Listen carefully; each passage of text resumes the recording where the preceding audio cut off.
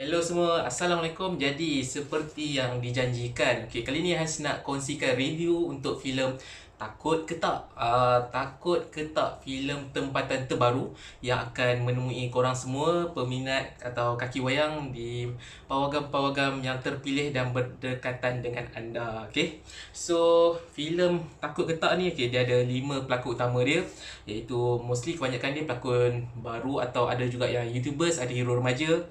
Macam Nabil Akil, hero remaja yang memegang watak sebagai Abbas.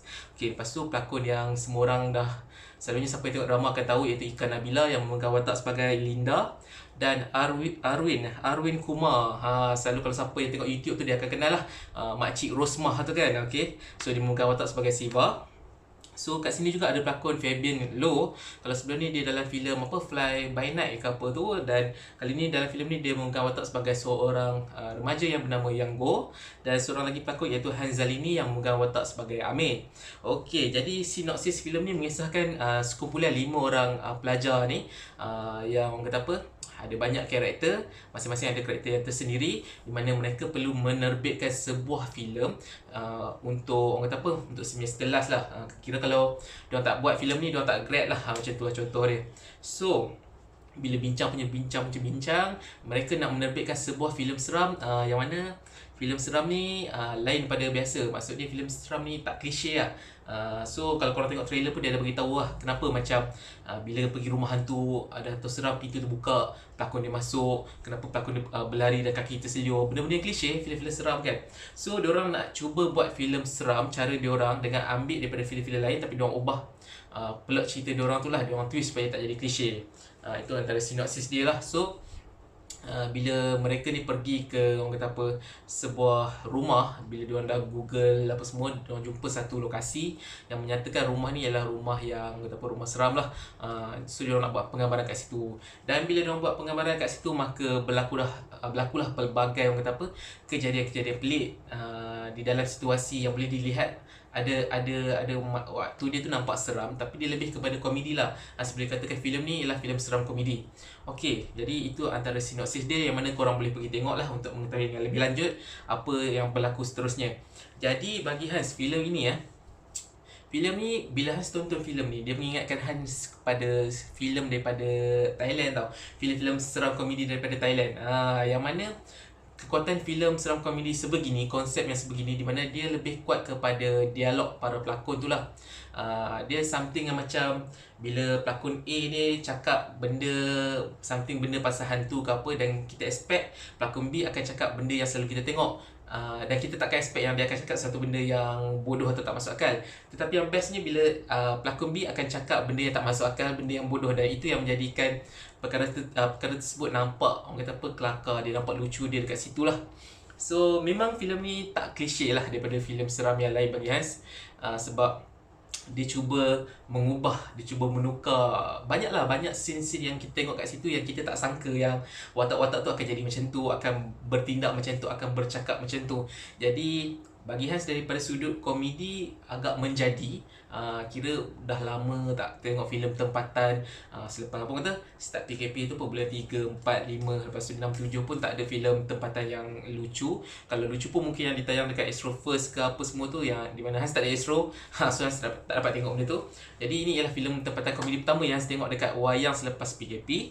Jadi dari segi komedi yang macam Hans cakap tadi itulah, dia kurang klise. Dia berjaya membuatkan Hans enjoy, Hans ketawa di dalam panggung wayang. Tetapi masalahnya kadang-kadang ialah apabila daripada satu babak nak ke satu babak tu, sometimes dia kelihatan agak lama. Dia enjoy, tapi dia buat kita rasa macam benda tu terlalu lambat. Bagi Hans, perkembangan awal daripada start permulaan filem tu, bagaimana dia orang kata apa, membina karakter watak-watak berlima ni, Hans boleh puji lah. Sebab Hans faham semua karakter tu, Hans dekat lah dengan 5 karakter ni. Karakter apa? Abbas, Linda, Siva, Yang Go dengan si Amir ni. Cuma bila dia sampai dekat pertengahan sehingga ke akhir tu, dia Hans boleh katakan penceritaan dia tu agak mendata. Sebab dia dah jadi macam, bila kita tonton filem tu dan kita rasa benda macam lambat sikit tu, So kita sendiri akan faham lah filem tu dia agak mendatar, walaupun ia masih memberikan orang kata apa, elemen-elemen lucu dan komedi yang membuatkan Hans masih boleh tersenyum. Cuma dia tak sama macam bahagian pertama. Hans boleh katakan kalau kata satu filem kita bahagikan kepada dua, satu dan dua ni babak yang orang kata apa, yang bahagian pertama ni menarik, memang seronok lah, interesting. Bahagian kedua ni dia masih menarik untuk Hans tak tahu orang lain, tapi dia dah orang kata apa, dah mendatah lah cerita dia. Dia macam dah jadi macam, nak kata tak best tu bukan tak best, tapi Hans expect dia lagi best lah bila kau dah buat graf cerita tu dah naik. So tiba-tiba terus dia jadi macam tu, pop sikit, macam itulah lebih kurang. So itu daripada segi cerita lah. Apa yang Hans boleh cakap, Hans enjoy cerita ni. Jadi daripada segi perwatakan pula, memandangkan Mosi Damni 5 ni kebanyakan dia pelakon baru. Okay, macam Nabil Akil yang apa, tak silap Hans dia pernah masuk Hero Remaja sebelum ni, dan memegang watak sebagai Abbas, iaitu orang kata apa, director untuk kumpulan berlima ni untuk menerbitkan filem. Hans boleh cakapkan mungkin si Nabil ni masih baru, sebab filem ni pun shoot tahun lepas punya kalau mengikut apa yang saya dengar tadi. So kita nampak lah dia macam mana. Okay, sebagai seorang pelakon ni, apa yang penting Hans tengok bila Hans pun bertanya sendiri kepada yang lebih arif, orang-orang seni semualah, dan Hans mengakui projection seseorang pelakon tu sangat penting daripada segi bagaimana dia mengungkapkan dialog, tubuh badan dia. Jadi Nabil ni bagi Hans mungkin baru lagi, so masih banyak lagi yang perlu digilap, di mana Hans melihat lontaran orang kata apa, vokal untuk dialog dia tu masih tak sampai. Dia jadi macam mana, macam orang kata apa, dialog dia tu macam meleweh sikit lah, meleweh. So dia macam, dia nampak kau sangat baru. Maksud dia Hans tengok Nabil ni pun, kalau kata Hans tak kenal apa semua pun, memang Hans tak akan cakap dia orang lama ke apa, dia memang orang baru. Kita nampak dia sangat pelakon yang baru memasuki industri, dan masih banyak lagi yang perlu dipelajari lah. Cuma mungkin daripada segi emosi tu, walaupun taklah 100% bagus, cuma Alhamdulillah lah dia masih boleh menyampaikan emosi tu, walaupun taklah secantik macam Ikan Nabila. Macam Ikan Nabila pula kita dah dapat lihat lah dalam drama, dia banyak berlakon drama semua. Jadi daripada dalam filem ni adalah something, kadang-kadang satu beberapa diingat apa, scene tu yang macam mungkin tak berapa nak disampai, tapi mostly Ikan Nabila ni dapatlah memberikan emosi, memberikan lontaran dialog dia, perwatakan itu kita nampak dia antara watak-watak yang menceriakan lah dalam filem ni, sebab lucu dia tu kan. Okay, jadi Arwin Kumar, so makcik apa, Rosmah tu kan. So dia banyak juga scene di dalam ni, dan apa yang saya boleh cakap, ini dia pun mungkin ni satu pengalaman baru untuk dia. So far okey lah. Dia macam, kita tak boleh expect lebih lah kan. Cuma Arwin ni banyak lah dia dapat bersinar lah dengan apa scene yang dia dapat tu, memang melucukan, memang kelakar. Fabian Low untuk Yang Go bagi Hans tak sama macam Fly By Night. Fly By Night kita nampak watak dia tu teruji, dalam ni watak dia lebih ringan dan rasanya macam biasa-biasa saja. Dan juga Hanzali ni yang memegang watak sebagai Amir, orang kata apa, dalam ni dia macam something macam macam cameraman lah. So cameraman dengan suara dia yang macam suara halus macam tu, yang dibuat-buat lah, kita tahu suara tu dia buat-buat.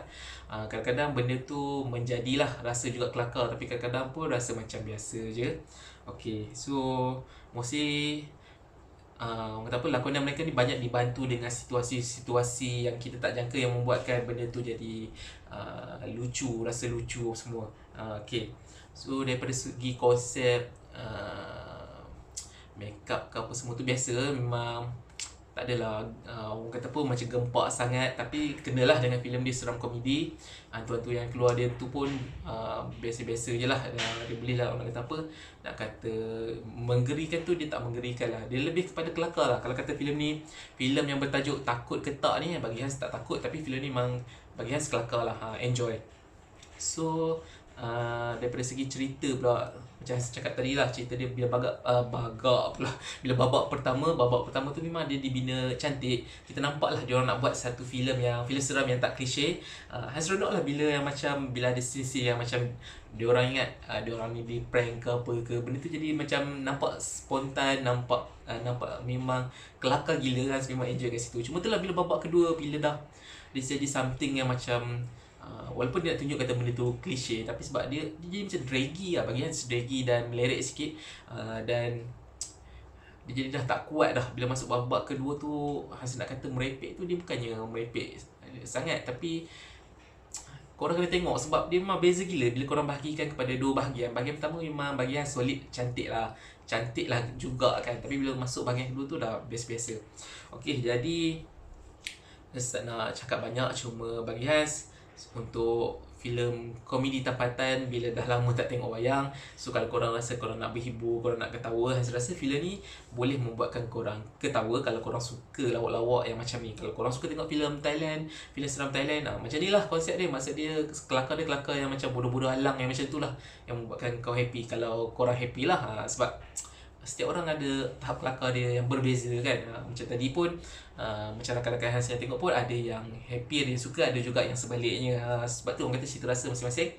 Jadi untuk daripada 10, daripada skala 10, Hans bagi filem ini 6. Mungkin ada setengah kawan Hans yang tengok tadi akan rasa benda ni tinggi, tapi bagi Hans filem ni buatkan Hans enjoy. Memanglah filem ni taklah orang kata apa, segempak, sehebat mana, cuma dah filem ni membuatkan Hans terhibur. So sebagai 6 lah. 6 ni kalau untuk siapa yang masih tak pernah baca blog apa semua, korang mungkin tak faham, tapi 6 ni dia bukannya bagus, bukannya macam gempak gila, dan dia bukannya buruk, dia just menghiburkan. Hans. Jadi terima kasih kepada pihak produksi filem Takut ke Tak kerana menghasilkan satu kisah yang bagi Hans menghiburkan lah. Okay? Jadi kepada korang semua, kalau suka filem yang sebegini, filem yang nak menghiburkan diri, kalau korang terhibur dengan filem-filem macam ni, korang kena pergi tengok lah. Tak silap minggu ni tayang, hari Khamis ni. Berapa bulan hari Khamis ni Hans tak ingat, tapi Khamis ni insyaAllah. So selamat menonton, dan kalau korang dah tonton, mungkin korang boleh kongsikan komen korang kat bawah pandangan korang tentang filem ni. Bagi Hans enjoy lah filem ni. 6/10. Nak kata gempak sangat tu tak, nak kata buruk pun bagi Hans tak.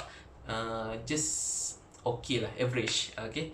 Jadi kita jumpa lagi dalam review filem yang akan datang. Hans tak tahu filem apa pula yang Hans akan tengok selepas ni.